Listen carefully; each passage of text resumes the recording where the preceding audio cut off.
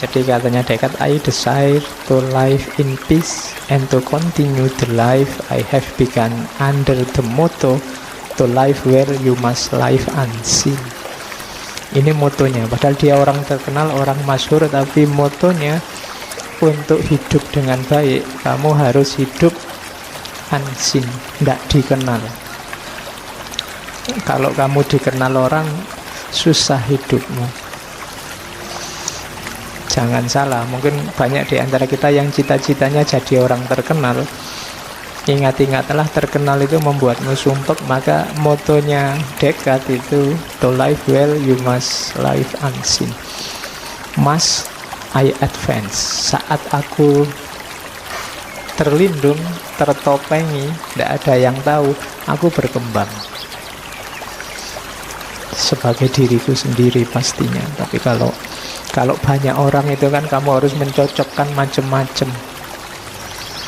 Mau ngaji ke sini aja kan ya harus membayangkan di sana situasinya kayak gimana. Aku harus berangkat jam berapa, pakai baju yang gimana, duduknya nanti kira-kira sebelah mana. Itu kan kamu menata macam-macam. Kenapa? Karena ada orang lain dan kamu dikenal. Apalagi di sini temenmu banyak, itu kan kamu mendadak juga, wah nanti ada dia yang cerewet, nanti ada dia yang itu. Terus kamu kan menata strategimu sendiri. Tapi kalau tidak ada yang kenal, santai saja. Hari ini 1-2 mungkin mahasiswa banyak yang kenal saya, itu kan aku jadi tidak bebas. Mbok saya maunya ke sini tuh ya pakai kaos oblong biasa saja, santai aja. Sambil sarungan kelekaran di sini ngobrol biasa, anu karepku kan ngono. Tapi kan tidak bisa. Karena kalau saya gitu, besok pagi mesti masuk WA, Facebook, terus populer di mana-mana sarungnya. Iya, oke.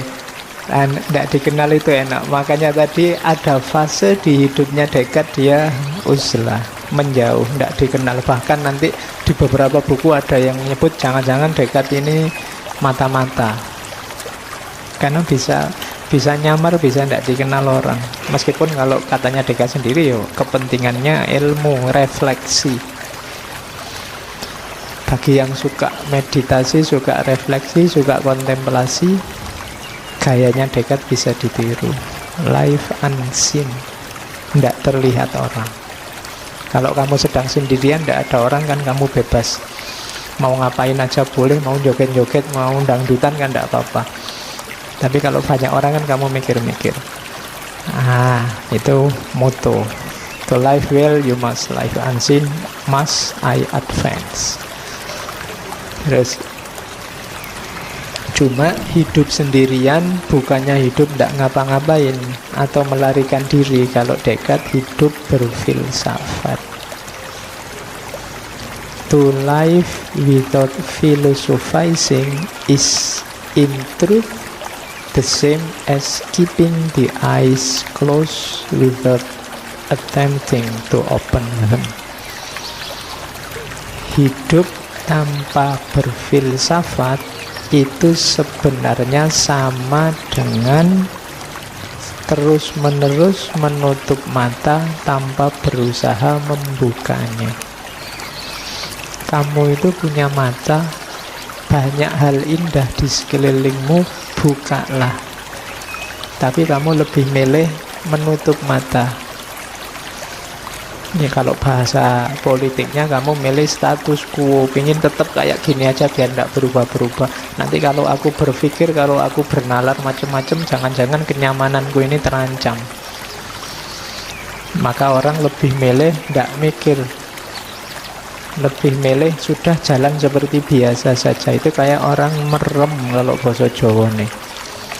Jadi kamu biar aman itu merem, kayak burung onta kalau dikejar musuh, biar tidak ketahuan kepalanya yang dimasukkan dalam pasir, padahal badannya besar kelihatan dari luar. Ketika kepalanya masuk dalam pasir, dia merasa aman, padahal bahaya yang sebenarnya mungkin justru mengancam. Tapi kamu tidak tahu, kamu aman. Kayak kamu nonton film horor itu, begitu hantunya keluar kamu kan merem. Loh, padahal nikmatnya film horor itu kan melihat hantu. Iya, tapi kamu malah merem loh. Kalau gitu ya nonton komedi, jangan nonton horor. Tapi ketika bagian intinya kamu malah merem, kamu malah menutup mata. Maka ya ayo uzlah, tujuannya apa? Berefleksi tentang hidup. Ayo berfilsafat, kontemplasi. Kenapa? Ya karena sangat banyak hal yang harus difikirkan ulang dalam hidup kita ini. Banyak hal yang kelihatannya baik, tapi kadang-kadang efeknya enggak. Bahkan hari-hari ini saya merekomendasi kalian kalau mau menasehati orang, coba pamit dulu. Mau enggak kamu saya nasehati? Kamu butuh nasihatku enggak? Itu menurut saya lebih efektif daripada tiba-tiba saja kamu nge-share yang menurutmu baik-baik. Kenapa? Kadang-kadang isinya yang kamu share itu baik, tapi efeknya bisa jelek. Efeknya bisa dosa. Misalnya temanmu jadi berdosa karena nganggap kamu Allah sok soleh misalnya. Allah pamer pengetahuan. Allah padahal isinya apik. Tapi keluarnya efeknya malah jelek. Yang lahir malah dosa. Temenmu malah emangnya cuma kamu yang ngerti yang baik-baik itu. Aku yang ngerti. Dia malah jelek. Makanya pamitlah dulu. Kadang-kadang hasilnya kan malah debat gegeran. Tadi baik loh ya mau ngasih nasihat, keluarnya gegeran. Saya tidak tahu sekarang di mana-mana tiap kali ada postingan komentarnya mesti gegeran. Tentang apa saja, wong yo biasa-biasa tentang sepak bola saja ya komentarnya gegeran. Tentang apa saja gegeran. Jangan salah kalau pakai bahasanya Ghazali, apa yang kamu biasakan itu akan membentuk karaktermu. Meskipun mungkin awalnya iseng. Banyak kan mungkin di antara kalian ngomentari apa, mancing isu aja biar rame kan gitu kadang-kadang. Tapi jangan salah, kalau terus-terusan begitu akan jadi watakmu, watak polemik, watak gegeran. Kalau itu jadi watak, kalau teori psikologi lama itu kan lama-lama terinternalisasi, dia berpengaruh pada struktur bahkan ke DNA-mu. Kalau DNA-mu polemik, besok kamu mewariskan itu pada anak turunmu. Jadi anak turunmu ya senengannya gegeran. Dipancing sidik ngamuk, kenapa? Warisannya bapak. Kalau ada rame-rame seneng, kalau sepi sumpek, rame gegeran. Maka hati-hati ya, jangan dibiasakan yang menurutmu tidak baik, tidak penting, tidak ada gunanya. Jangan dihabitkan, jangan dijadikan kebiasaan, karena itu terinternalisasi dalam dirimu. Lo yang kayak gini-gini itu namanya philosophizing, berefleksi tentang hidup. Ternyata tidak semua yang kelihatannya baik itu efeknya, pengaruhnya juga baik. Oke, itu contohnya. Makanya to life without philosophizing is in truth the same as keeping the eyes closed. Jangan merem. Jangan merem itu kan kayak orang tidak mau tahu, tidak mau peduli. Pokoknya menurutku yang baik dan benar ya ini. Jangan begitu. Kamu punya mata, kamu punya akal. Buka matamu, jernihkan akalmu. Oke, itu yang kedua. Jadi yang pertama tadi ada prinsip jangan terlibat terlalu banyak di dunia ramai. Ayo berfilsafat. Nah, rumus pertama sekarang untuk berfilsafat apa? Dubium sapiente initium. What is the origin of wisdom? Meragukan, mempertanyakan adalah originsnya, sumbernya wisdom, kebijaksanaan. Oke ya. Jadi bapaknya filosof modern ini bilang kalau mau berfilsafat, rumus dasarnya yang pertama adalah ragukanlah, pertanyakanlah apapun. Makanya tadi saya bilang Mungkin rumus ini penting untuk hari ini, ketika yang benar dan yang salah tidak jelas. Kamu kan diserbu tiap hari oleh ribuan berita, ribuan informasi baru yang kamu sendiri kelagepen.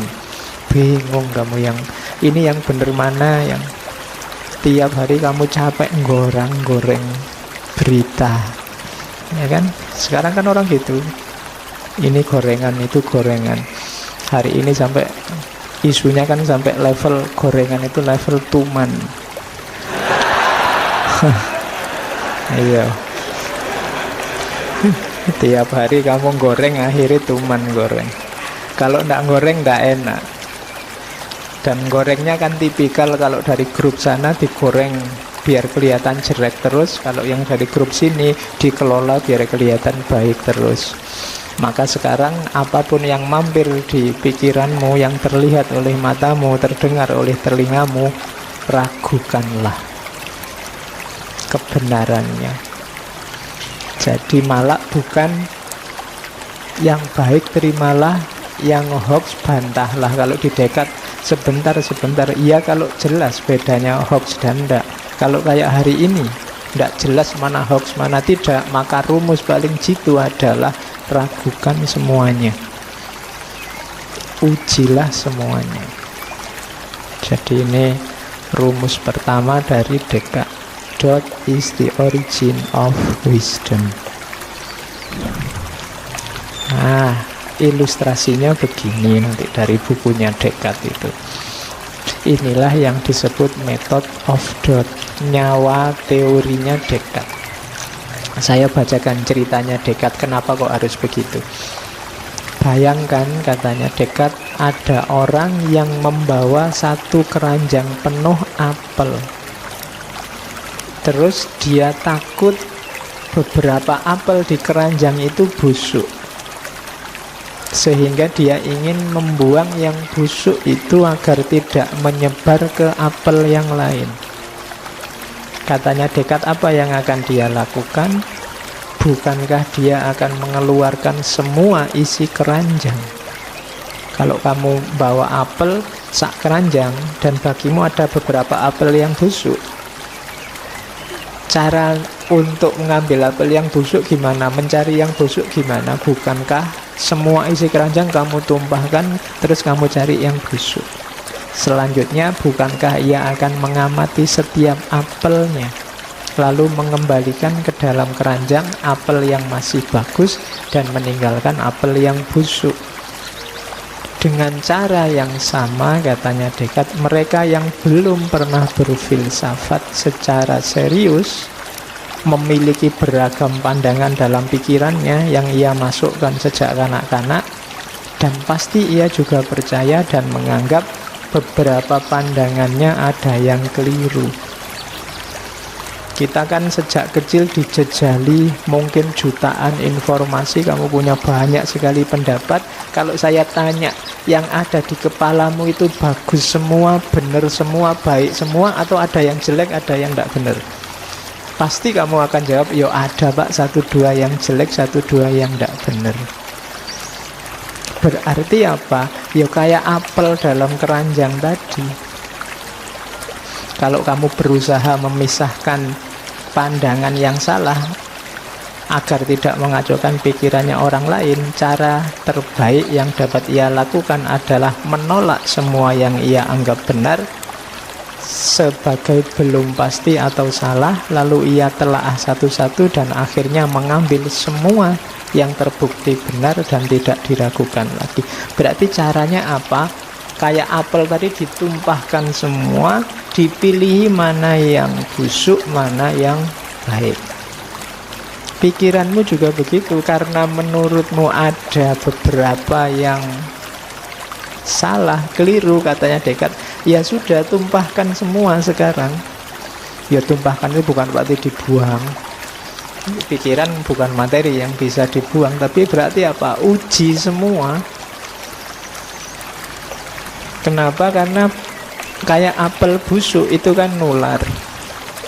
Pikiran yang baik jejer pikiran yang jelek, itu kemungkinan besar yang tertulari yang baik jadi jelek. isi pikiranmu bagus-bagus tapi ada satu dua yang rusak. Itu yang rusak ini biasanya yang mempengaruhi yang bagus. Maka sortirlah, biar yang ada di kepala kita ini yang mantep-mantep saja, yang pasti-pasti benar saja. Dari situlah metode ini namanya method of doubt, metode meragukan. Oke, cuma untuk bisa begini butuh pemberani. Tidak sembarangan orang berani semacam ini, karena orang biasanya sudah terikat oleh kebenaran yang dia anggap pasti dalam hidupnya. Itu yang menurut saya sering jadi problem hari ini. Orang tidak berani menguji kebenarannya. Loh, yang diuji itu bukan yang salah, yang benar itu juga harus diuji. Makanya katanya Socrates, hidup yang tidak diuji itu hidup yang tidak ada artinya. An unexamined life is not worth living. Hidupmu tidak ada harganya kalau tidak diuji. Ketika kebenaran hidupmu tidak kamu uji, itu artinya kamu tidak paham tentang terhadap kebenaran itu. Setelah diuji, kamu kan tahu, oh ini memang benar. Ketika belum kamu uji, itu berarti sebelumnya kamu hanya ikut-ikutan saja. Jadi yang pertama, method of doubt, ragukan semuanya, tidak satu-satu. Oke. Terus caranya gimana kemudian, Pak, milih yang benar mana yang busuk sampai ke yang pasti benar? Ini epistemologinya Descartes, nanti yang dikenal dengan 4 aturan, 4 rules, 4 aturan berpikir.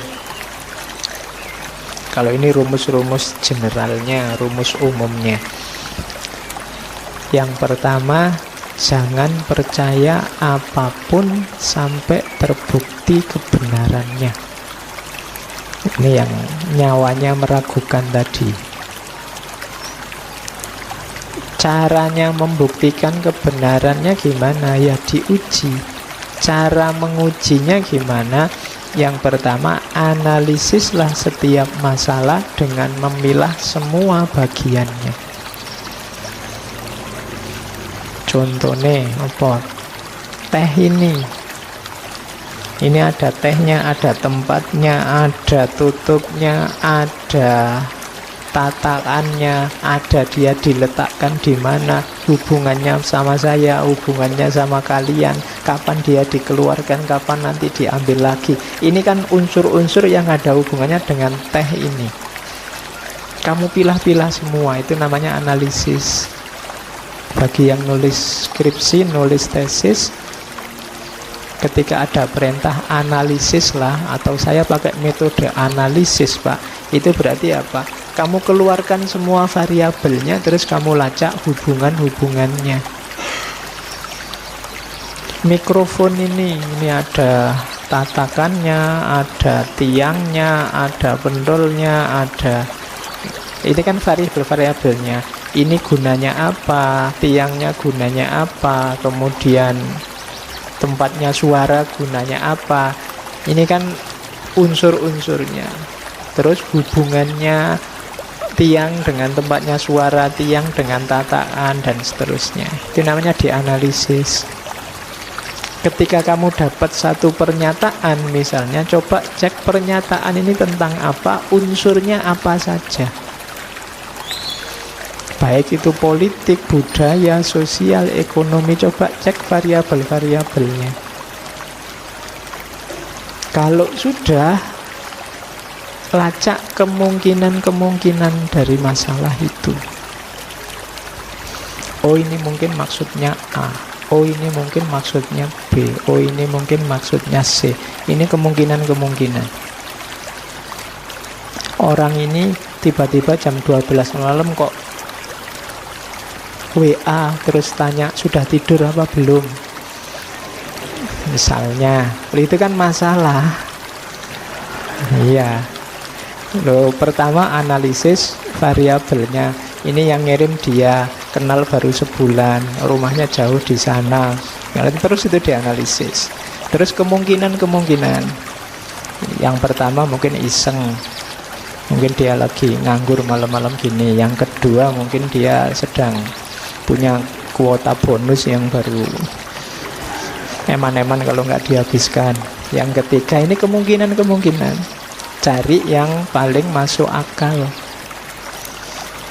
Jadi identifikasi kemungkinan, terus biasanya setiap masalah itu ada, katakan variabelnya banyak, selesaikan satu demi satu variabel itu, temukan step by step yang mulai yang paling mudah sampai yang paling sukar.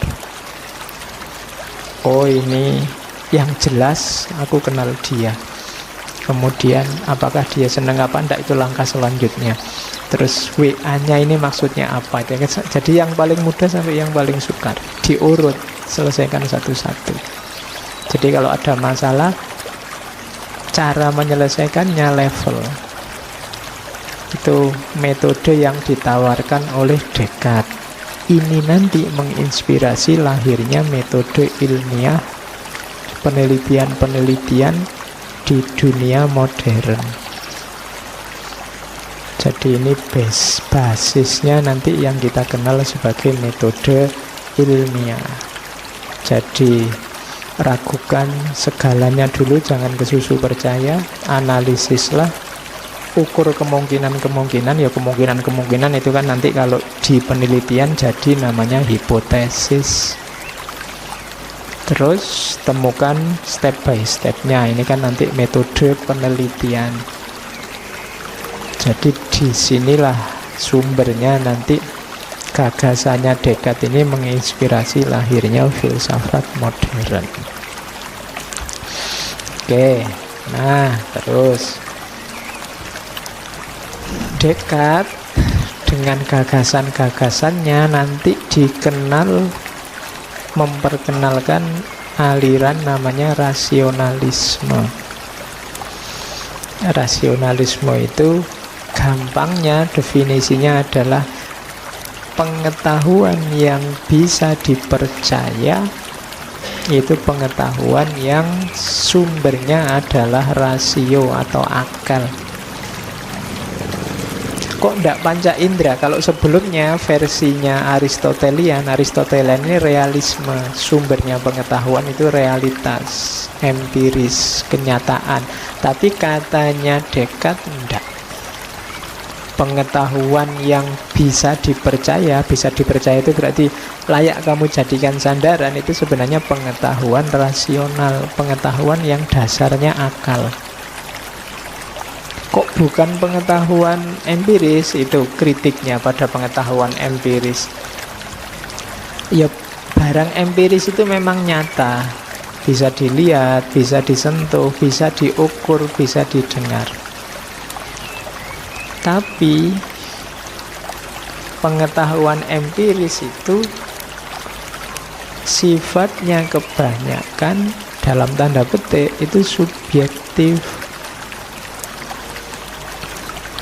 Jadi subjektif itu, bayangkan misalnya kamu mimpi itu kan rasanya kayak beneran. Begitu kamu bangun ternyata enggak beneran. Kamu bermimpi jadi orang gantengnya luar biasa, begitu bangun misalnya, itu kan bisa tertipu loh. Kamu waktu mimpi mbok pegangi ya ganteng juga ya, tapi begitu bangun enggak, itu mimpi. Sakit misalnya, sakit itu ada jarak antara rasa dengan peristiwa datangnya sakit itu. Apalagi kalau ukurannya ukuran durasinya, intensitasnya, itu pasti sangat subjektif. Apalagi kalau ngomong besar kecil, itu juga subjektif. Pengalaman-pengalaman empiris itu ada jarak, sehingga rasa sensasi empiris itu tidak pasti. Jadi orang tidak bisa ngukur kenyataan hanya berdasar empiris. Tapi kalau akalnya terlibat, tidak. Kayak dulu waktu kecil, kamu SD kan dikasih contoh pensil yang dimasukkan ke air.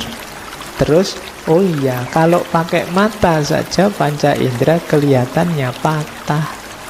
Tapi kan kamu yakin itu ndak patah, masih lurus. Dari mana? Akalmu yang hilang. Jadi akal lebih bisa disandari, katanya Descartes. Gunung itu kamu lihat dari jauh, dari sini kamu lihat Merapi, kelihatannya Merapi itu kan halus sekali kan. Tapi akalmu bilang, wong gunung itu geronjal-geronjal, banyak jurangnya, banyak itunya, Pak. Ya menurut saya ya ndak halus itu. Padahal matamu bilang itu halus. Tapi kamu simpulkan ndak halus. Siapa yang bilang gitu? Mata.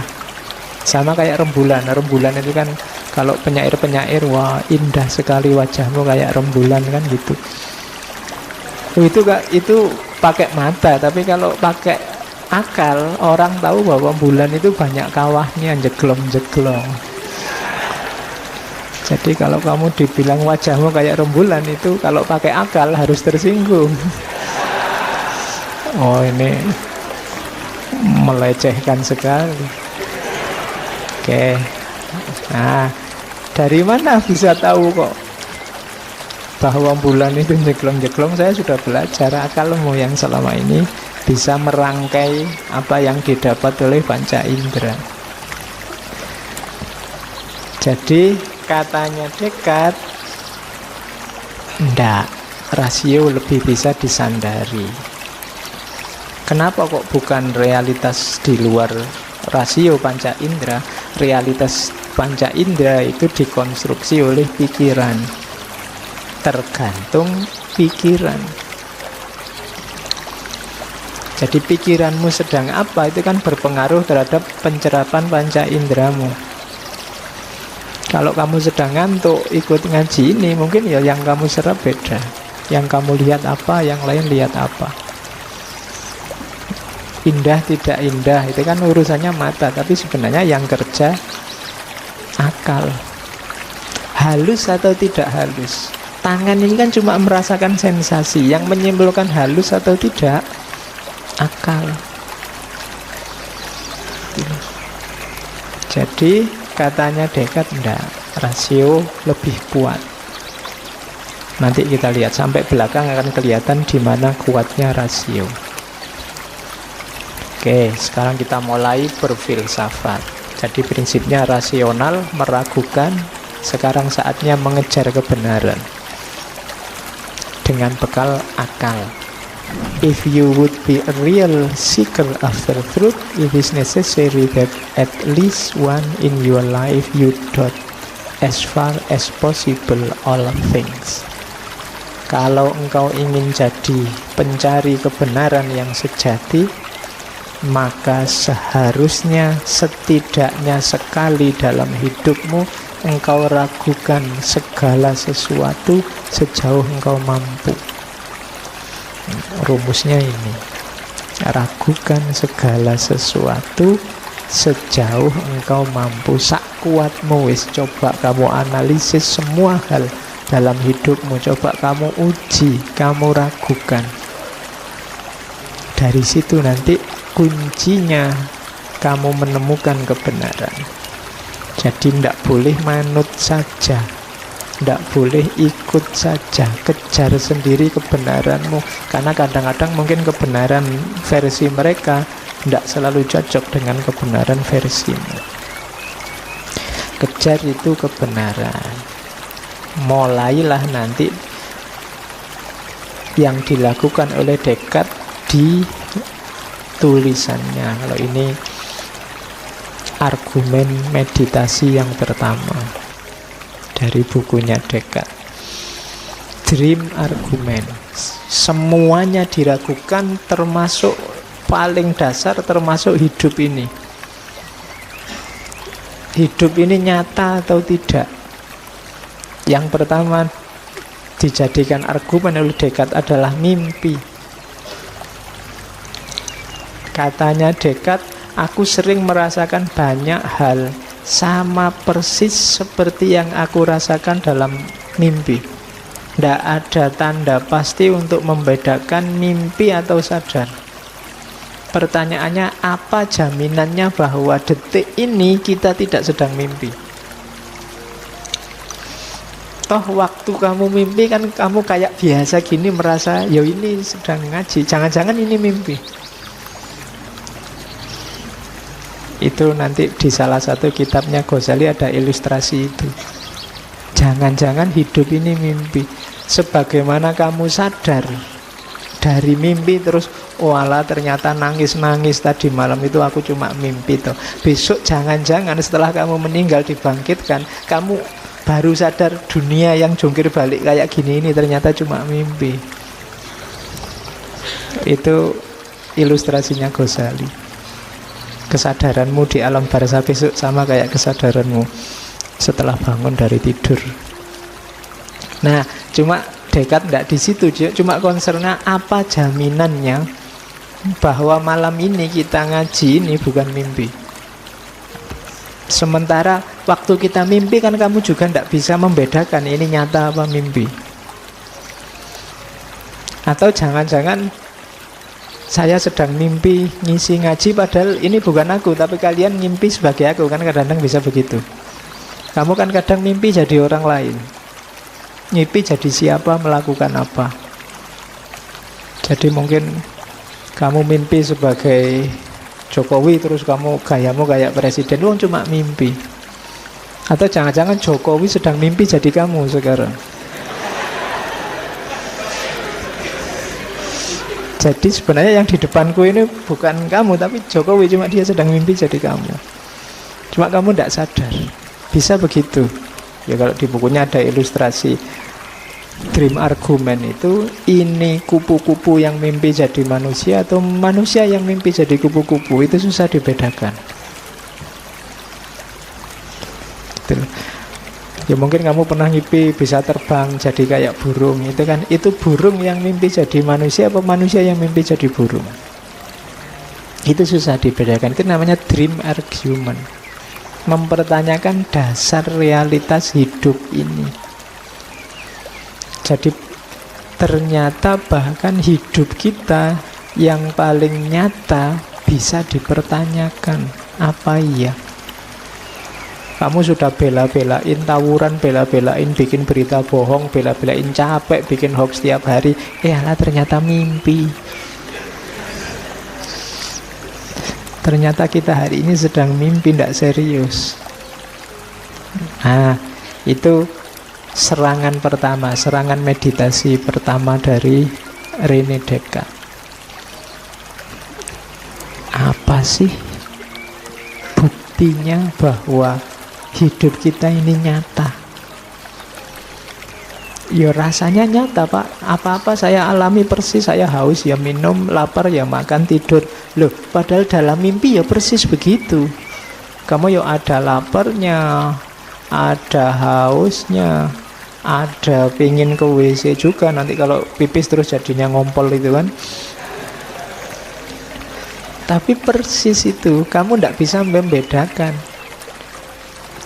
Makanya kalau ngalami yang sangat seneng apa tidak seneng kan terus coba dicubit, jangan-jangan mimpi. Ya kalau saya nggak usah dicubit, nanti kalau bangun beneran kan tidak enak.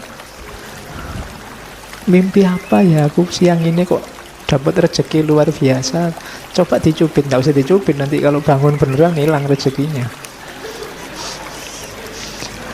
Cuma tidak bisa membedakan kamu antara mimpi dan tidak mimpi. Jadi argumen pertama dari Descartes itu dream argument. Terus argumen kedua untuk menggugat realitas, namanya deceiving God argument dan evil demon argument. Jangan salah, Descartes ini sangat religius. Ya, dia percaya Tuhan dengan gaya dan argumennya sendiri.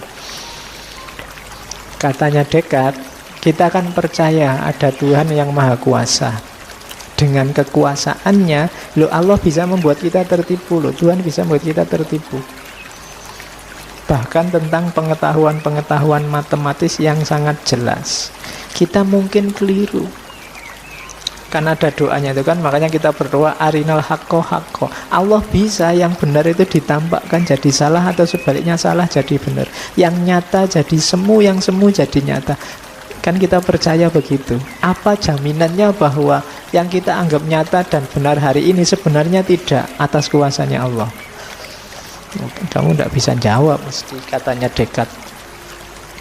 Jadi kalau kamu percaya Allah berarti lebih rumit lagi. Tidak ada jaminan bahwa yang kamu lihat, kamu rasakan, kamu indra hari ini itu persis apa adanya seperti yang kamu lihat dan kamu rasakan. Seandainya kamu jawab, tidak mungkin Pak Allah begitu, masa Allah mau bikin trik misalnya. Oke deh kalau bukan Allah, kamu percaya setan kan? Nah, itu evil demon. Setan kan bisa menggelincirkanmu. Yang benar, yang nyata jadi seolah-olah baik dan jadi seolah-olah jelek dan fiktif. Itu gayanya setan kan bisa begitu, menggelincirkan. Apa jaminannya bahwa hari ini kamu tidak sedang tergelincir, tidak sedang tertipu? Ya makanya kayak tadi ya, jangan lupa doa arinal haqqo haqqo itu. Tidak ada jaminannya.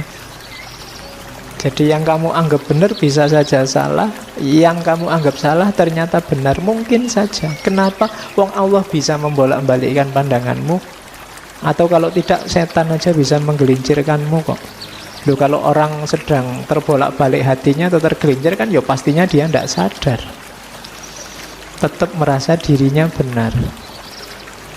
Wong yang korupsi, yang narkoba aja bisa merasa dirinya benar kok. Dari mana? Terbolak-baliknya pandangan. Jadi tidak ada jaminan yang kamu anggap nyata pasti benar hari ini itu pasti benar.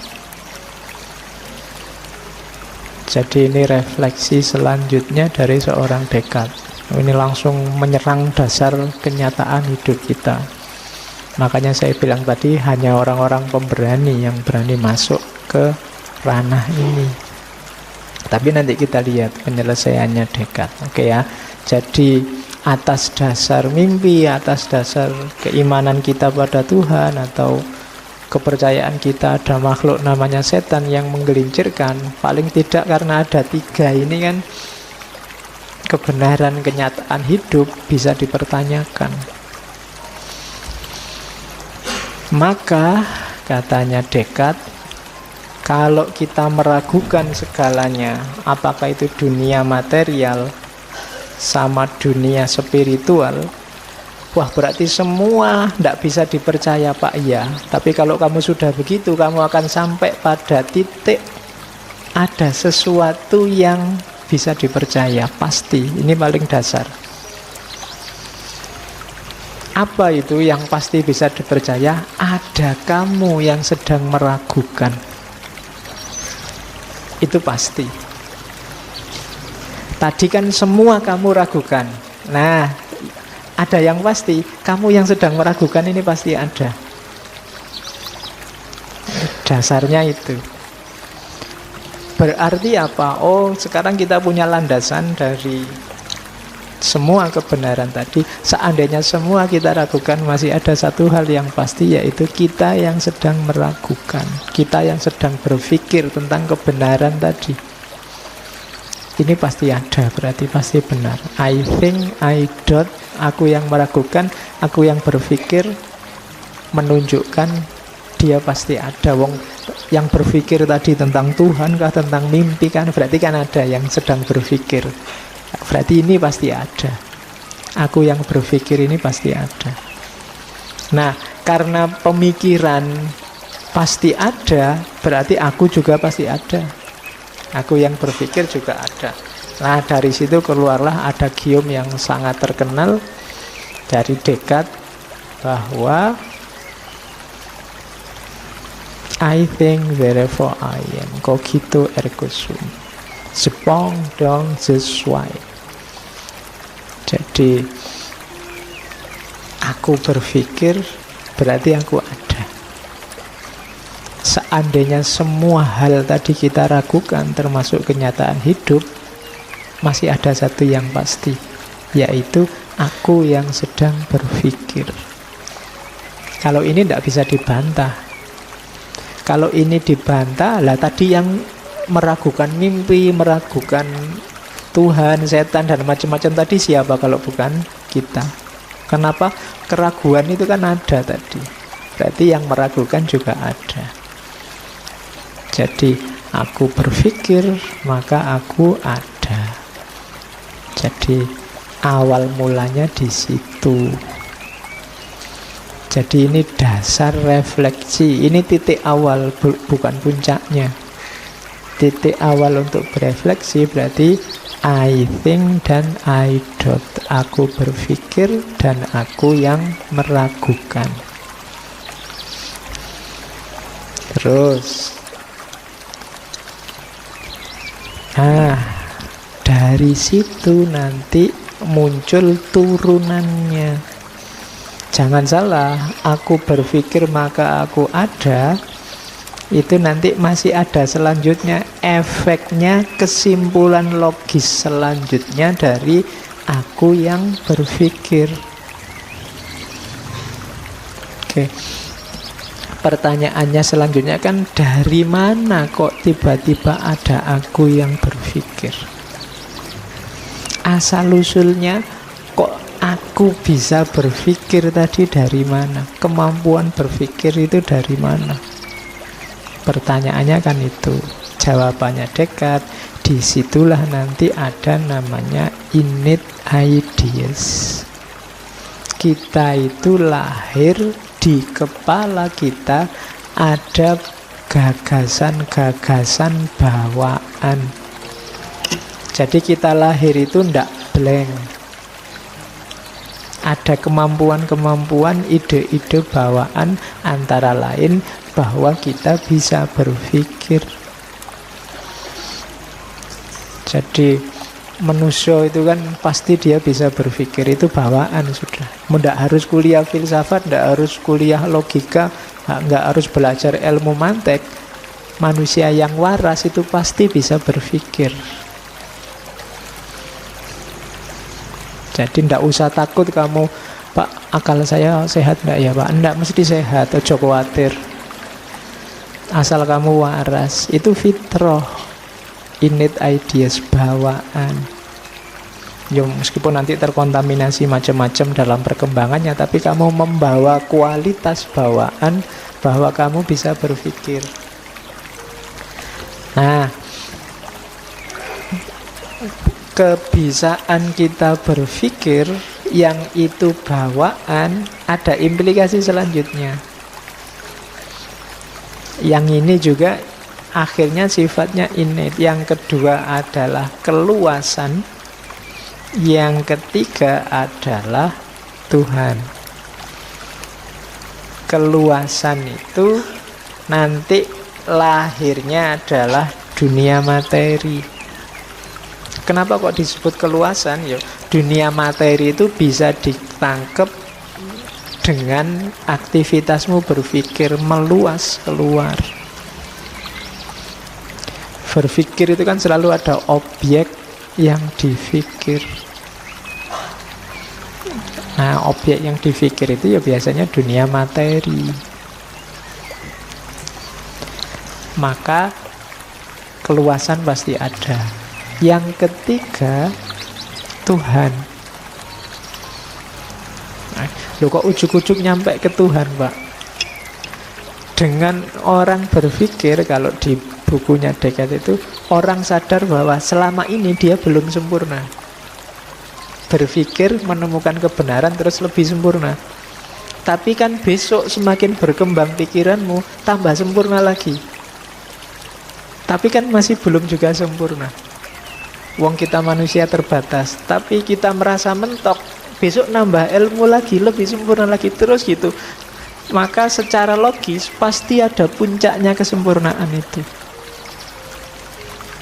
Nah, dari situ ketemulah gagasan tentang Tuhan. Jadi ringkesnya berarti apa? Paling tidak ada 3 kepastian. Aku yang berpikir,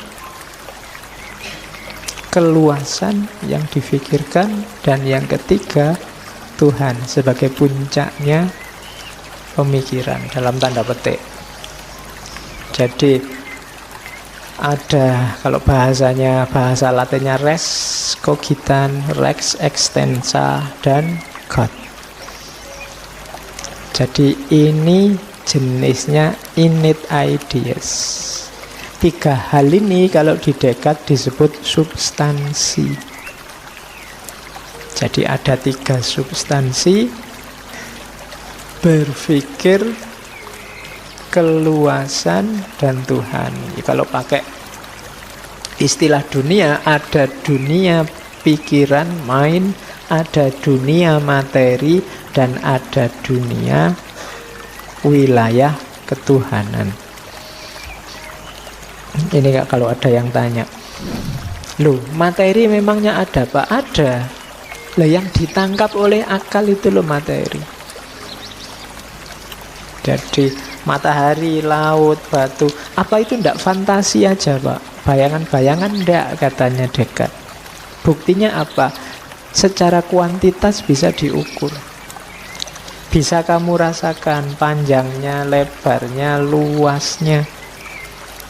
Setiap orang kalau ngukur kan sama, berarti dia memang ada. Akal bisa menangkap dengan jelas. Meja ini tingginya sekitar 0,5 meter misalnya. Jadi itu kan saya yang ngukuri 0,5 meter, kamu juga 0,5 meter, berarti memang dia ada.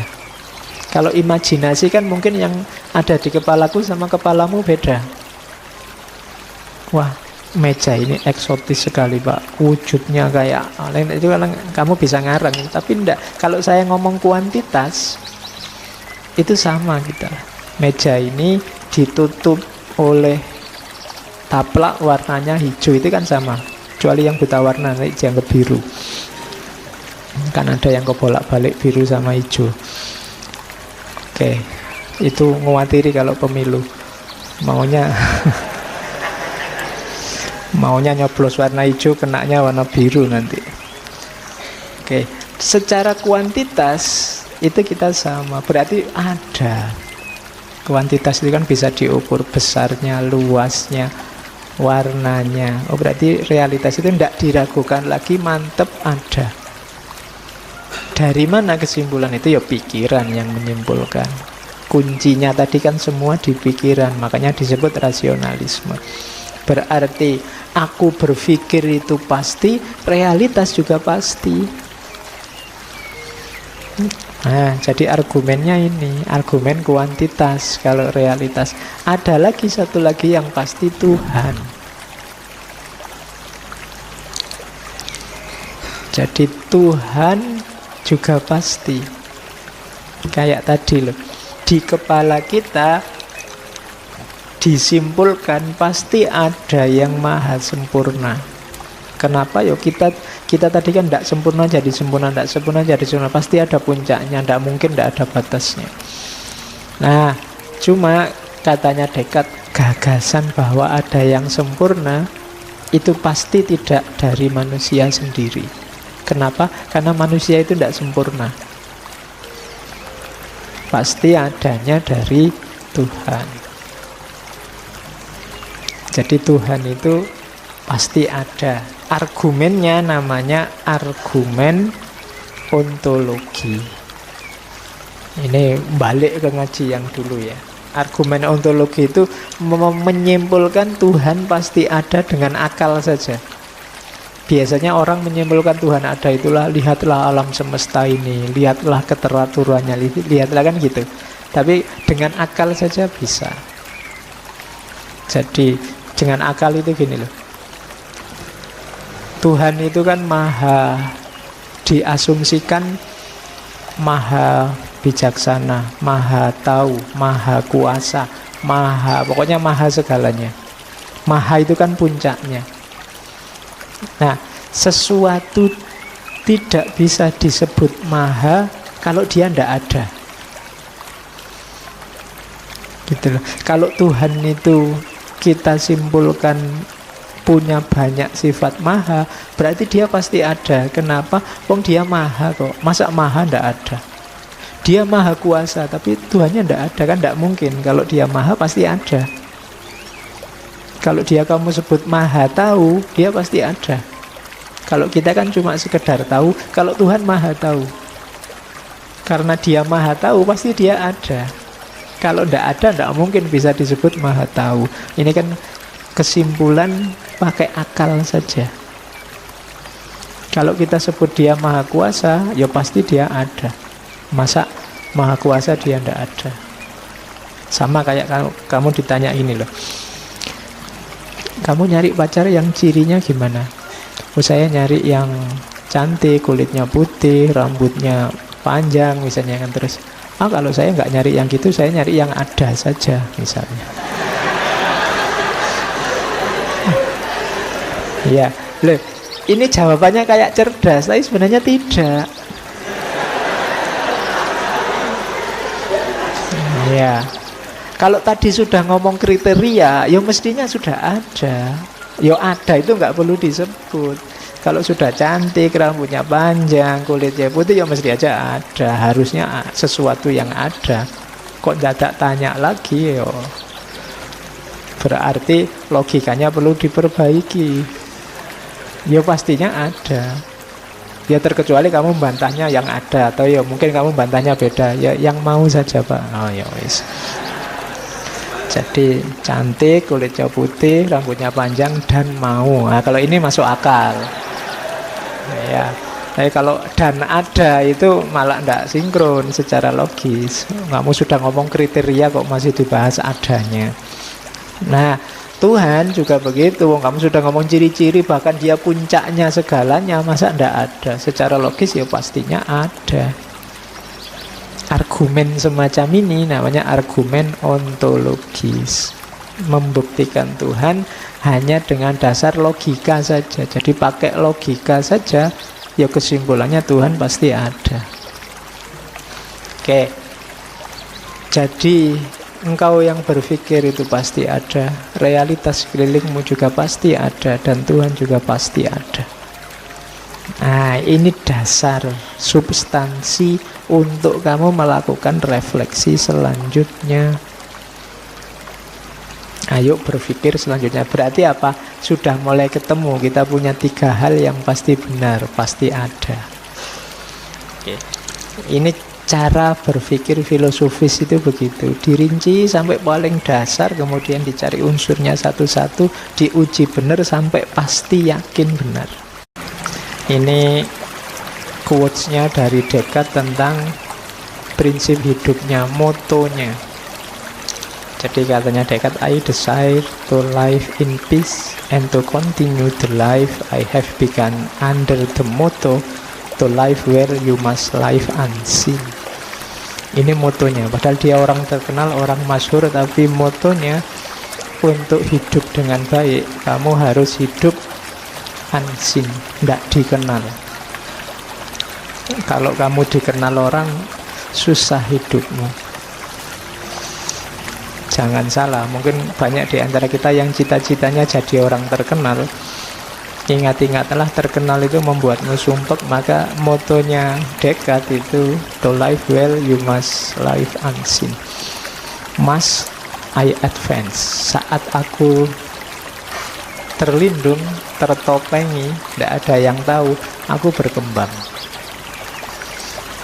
sebagai diriku sendiri pastinya. Tapi kalau banyak orang itu kan kamu harus mencocokkan macam-macam. Mau ngaji ke sini aja kan ya harus membayangkan di sana situasinya kayak gimana. Aku harus berangkat jam berapa, pakai baju yang gimana, duduknya nanti kira-kira sebelah mana. Itu kan kamu menata macam-macam. Kenapa? Karena ada orang lain dan kamu dikenal. Apalagi di sini temanmu banyak, itu kan kamu mendadak juga, wah nanti ada dia yang cerewet, nanti ada dia yang terus kamu kan menata strategimu sendiri. Tapi kalau tidak ada yang kenal, santai saja. Hari ini 1-2 mungkin mahasiswa banyak yang kenal saya, itu kan aku jadi tidak bebas. Buat saya maunya ke sini tuh ya pakai kaos oblong biasa saja, santai aja. Sambil sarungan kelekaran di sini ngobrol biasa, anu karepku kan ngono. Tapi kan tidak bisa. Karena kalau saya gitu besok pagi mesti masuk WA, Facebook, terus populer di mana-mana sarungnya. Iya, oke. Dan tidak dikenal itu enak. Makanya tadi ada fase di hidupnya Descartes dia uzlah, menjauh, tidak dikenal. Bahkan nanti di beberapa buku ada yang menyebut jangan-jangan Descartes ini mata-mata, karena bisa nyamar, bisa tidak dikenal orang. Meskipun kalau katanya Descartes sendiri yo kepentingannya ilmu, refleksi. Bagi yang suka meditasi, suka refleksi, suka kontemplasi, gayanya Descartes bisa ditiru. Life unseen, tidak terlihat orang. Kalau kamu sedang sendirian, tidak ada orang kan, kamu bebas. Mau ngapain aja boleh, mau joget-joget, mau dangdutan kan tidak apa-apa. Tapi kalau banyak orang kan kamu mikir-mikir. Itu moto. To live well, you must live unseen, must I advance.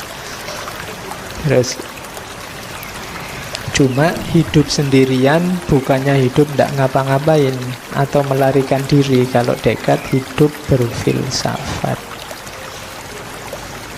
To live without philosophizing is in truth the same as keeping the eyes closed without attempting to open them. Hidup tanpa berfilsafat itu sebenarnya sama dengan terus-menerus menutup mata tanpa berusaha membukanya. Kamu itu punya mata, banyak hal indah di sekelilingmu, bukalah. Tapi kamu lebih milih menutup mata. Ya, kalau bahasa politiknya kamu milih status quo, ingin tetap kayak gini aja biar tidak berubah-berubah. Nanti kalau aku berpikir, kalau aku bernalar macam-macam, jangan-jangan kenyamananku ini terancam. Maka orang lebih milih tidak mikir, lebih milih sudah jalan seperti biasa saja. Itu kayak orang merem kalau bahasa Jawa nih.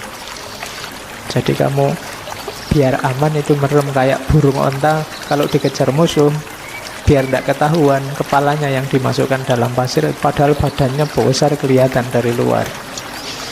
Ketika kepalanya masuk dalam pasir, dia merasa aman, padahal bahaya yang sebenarnya mungkin justru mengancam. Tapi kamu tidak tahu, kamu aman. Kayak kamu nonton film horor itu, begitu hantunya keluar kamu kan merem. Loh, padahal nikmatnya film horor itu kan melihat hantu.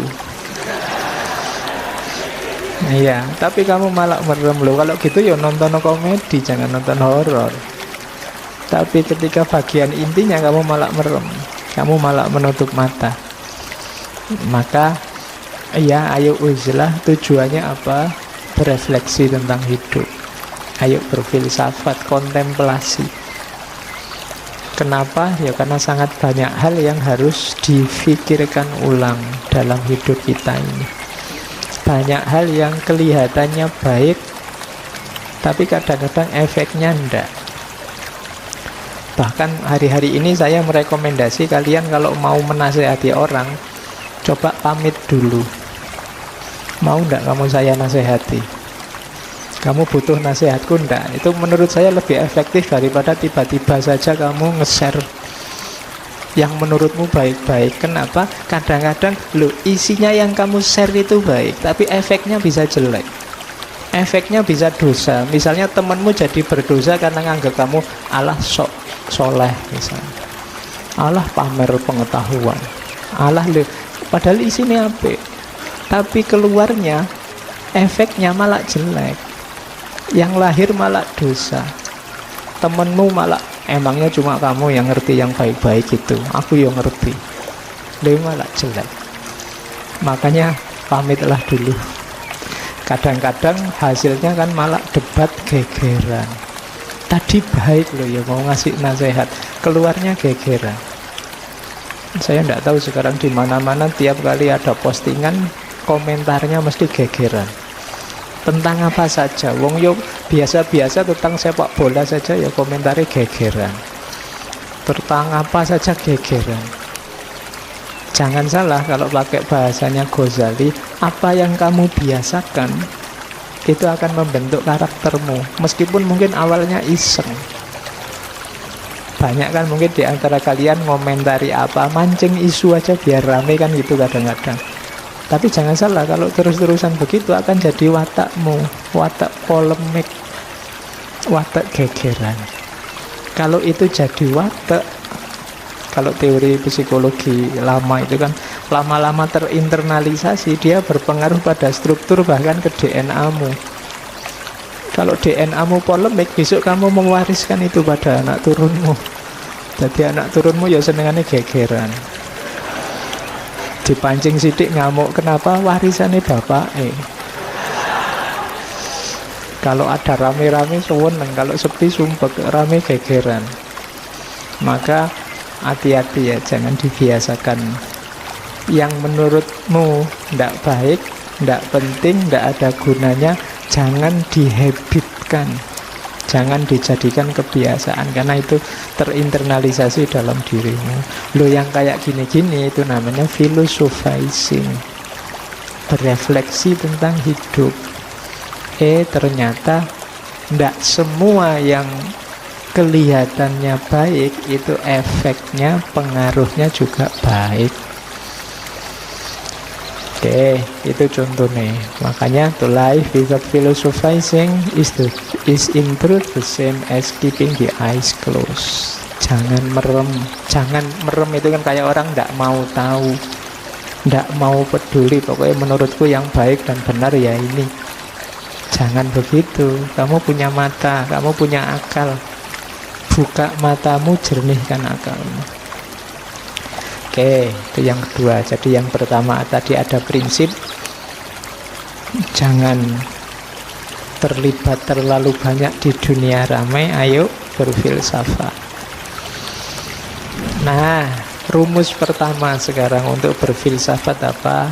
Dubium sapiente initium. What is the origin of wisdom?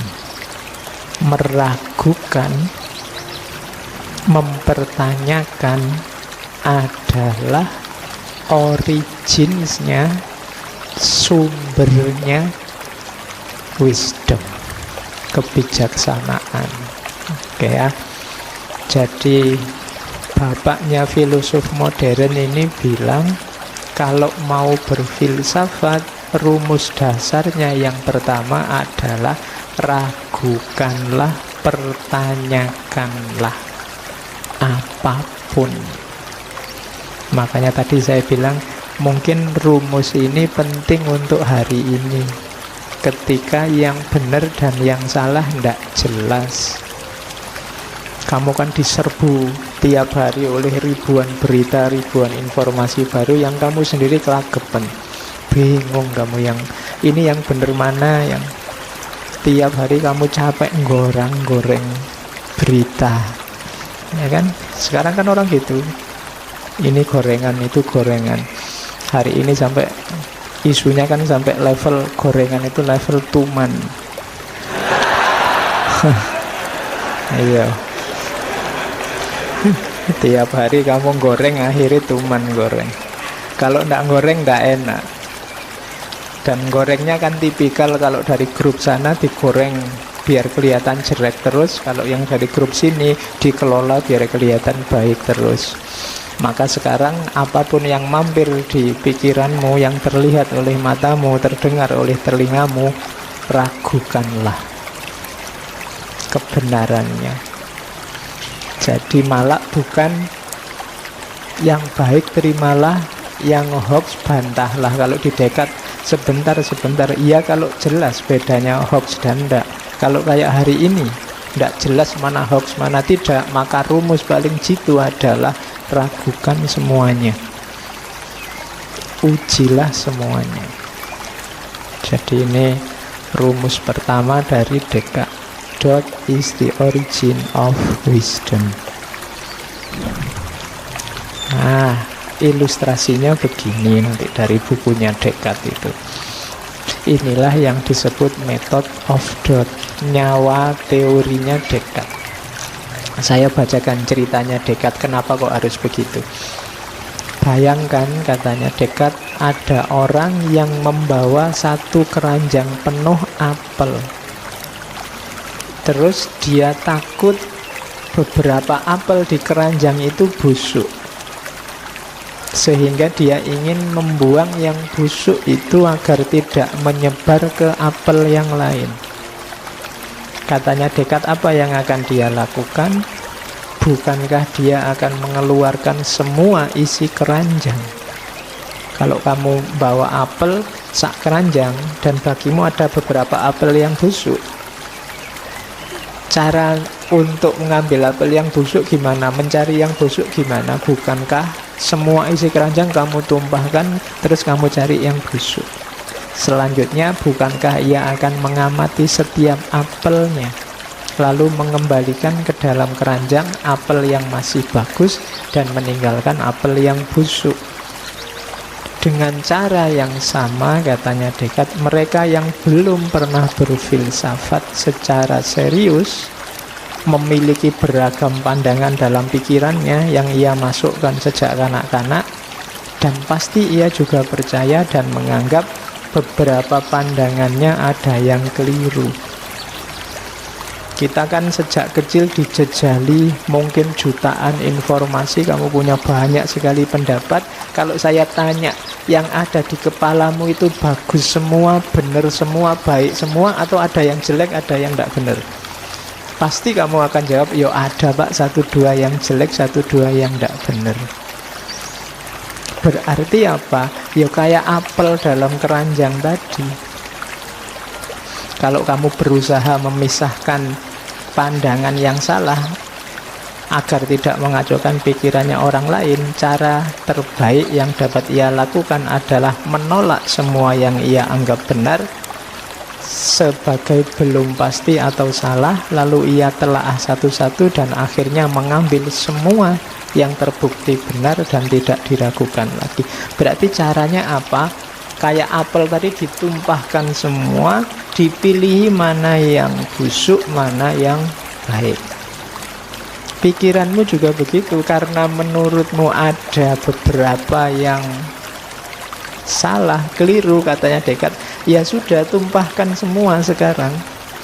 Ya tumpahkan itu bukan berarti dibuang. Pikiran bukan materi yang bisa dibuang, tapi berarti apa? Uji semua. Kenapa? Karena kayak apel busuk itu kan nular. Pikiran yang baik jejer pikiran yang jelek, itu kemungkinan besar yang tertulari yang baik jadi jelek. Isi pikiranmu bagus-bagus, tapi ada satu dua yang rusak. Itu yang rusak ini biasanya yang mempengaruhi yang bagus. Maka sortirlah, biar yang ada di kepala kita ini yang mantep-mantep saja, yang pasti-pasti benar saja. Dari situlah metode ini namanya method of doubt, metode meragukan. Oke, cuma untuk bisa begini butuh pemberani.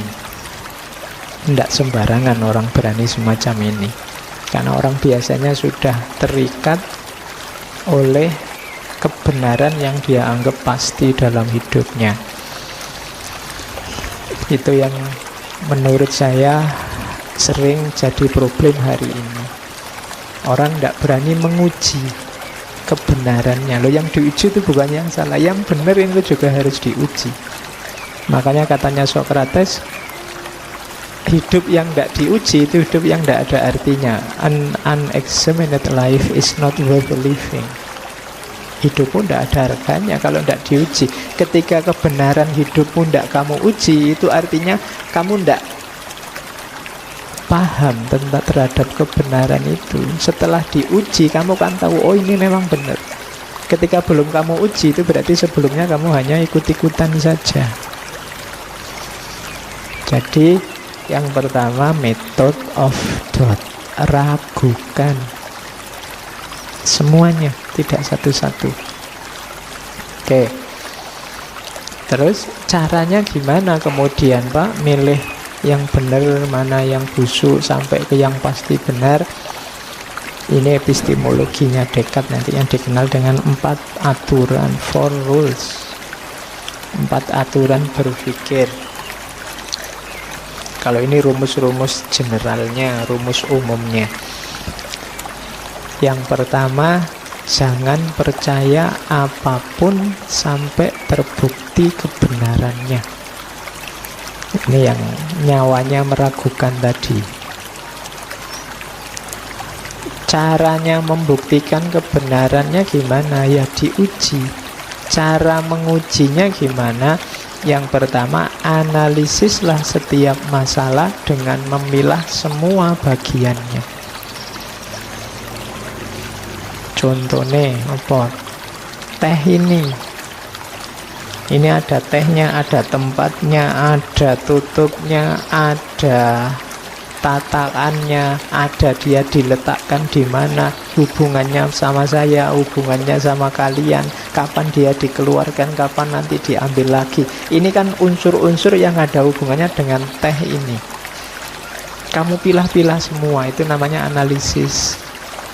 Bagi yang nulis skripsi, nulis tesis, ketika ada perintah analisis lah, atau saya pakai metode analisis Pak, itu berarti apa? Kamu keluarkan semua variabelnya, terus kamu lacak hubungan-hubungannya. Mikrofon ini ada tatakannya, ada tiangnya, ada pendolnya, ada... Ini kan variabel-variabelnya. Ini gunanya apa, tiangnya gunanya apa, kemudian tempatnya suara gunanya apa. Ini kan unsur-unsurnya. Terus hubungannya tiang dengan tempatnya suara, tiang dengan tatakan, dan seterusnya. Itu namanya dianalisis. Ketika kamu dapat satu pernyataan misalnya, coba cek pernyataan ini tentang apa, unsurnya apa saja. Baik itu politik, budaya, sosial, ekonomi, coba cek variabel-variabelnya. Kalau sudah, lacak kemungkinan-kemungkinan dari masalah itu. Oh ini mungkin maksudnya A, oh ini mungkin maksudnya B, oh ini mungkin maksudnya C. Ini kemungkinan-kemungkinan. Orang ini tiba-tiba jam 12 malam kok WA terus tanya sudah tidur apa belum, misalnya. Itu kan masalah. Iya. Loh, pertama analisis variabelnya.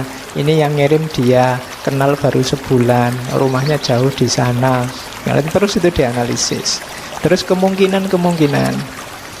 Yang pertama mungkin iseng, mungkin dia lagi nganggur malam-malam gini. Yang kedua mungkin dia sedang punya kuota bonus yang baru eman-eman kalau nggak dihabiskan. Yang ketiga ini kemungkinan-kemungkinan. Cari yang paling masuk akal. Jadi identifikasi kemungkinan-kemungkinan. Terus biasanya setiap masalah itu ada, katakan variabelnya banyak, selesaikan satu demi satu variabel itu. Temukan step by step yang mulai yang paling mudah sampai yang paling sukar. Oh ini yang jelas aku kenal dia. Kemudian apakah dia senang apa enggak, itu langkah selanjutnya. Terus WA-nya ini maksudnya apa. Jadi yang paling mudah sampai yang paling sukar, diurut, selesaikan satu-satu.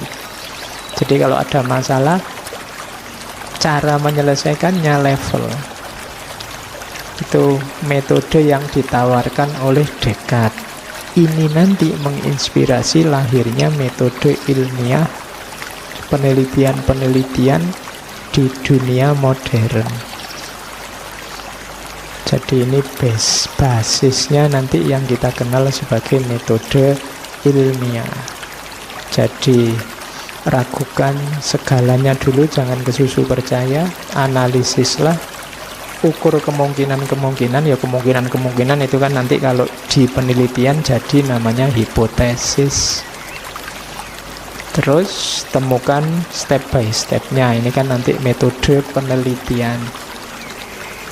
Jadi disinilah sumbernya nanti gagasannya Descartes ini menginspirasi lahirnya filsafat modern.